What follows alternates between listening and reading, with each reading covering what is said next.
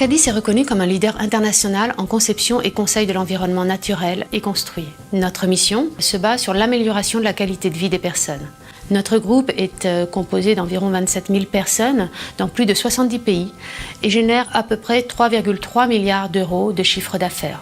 Notre connaissance du marché ainsi que nos services de conception, de conseil d'ingénierie, de management de projet nous permettent d'être un partenaire de confiance pour nos clients. Je suis intégrée à la direction technique d'Arcadis, c'est-à-dire que j'agis en tant que responsable technique pour les domaines du génie nucléaire, génie civil et activités reliées à la dynamique des structures. Et la valeur de notre société, c'est bien sûr la connaissance de nos collaborateurs.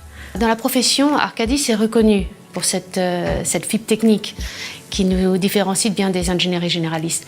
Il est donc important pour nous d'entretenir ce différenciateur et même de développer cette connaissance technique, cette implication dans les groupes de travail pour garder une longueur d'avance dans ce domaine. Et c'est pour ça que les activités de R&D appliquées, comme ce que nous a proposé le GIE pour les accompagner sur les justifications des rupteurs thermiques, ce sont des activités en ligne avec cette démarche qu'Arcadis veut promouvoir. Arcadis est intervenu sur les aspects structuraux. Donc, comment comprendre le comportement des rupteurs thermiques dans le cadre de ces aspects structuraux et quel est l'impact sur le bâtiment.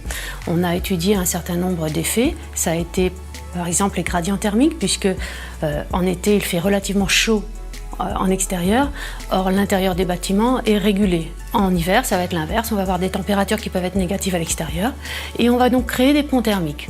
Tout ceci va faire que le bâtiment va subir des déformations qu'il va falloir justifier au niveau de ces liaisons entre plancher et voile.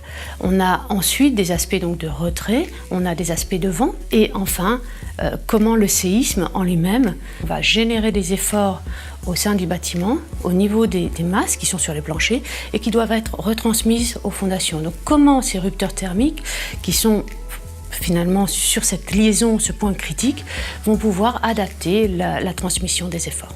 L'intérêt pour le maître d'ouvrage est de comprendre ce qu'il peut mettre dans son bâtiment, quelles sont les solutions qu'il va préconiser, alors que pour les bureaux d'études et les entreprises, on va plutôt s'intéresser à comment ces rupteurs thermiques, qui sont des éléments structuraux finalement, vont être pris en compte, comment ils impactent le design classique d'un bâtiment et quelles sont les justifications à apporter et de quelle manière on peut valider ces approches. Pour l'industriel, évidemment, c'est son procédé, donc c'est à lui d'apporter cette justification. On est passé par latex, puis la tech. Ça permet une vraie fiabilité, un vrai investissement et donc une sécurité par rapport au produit final.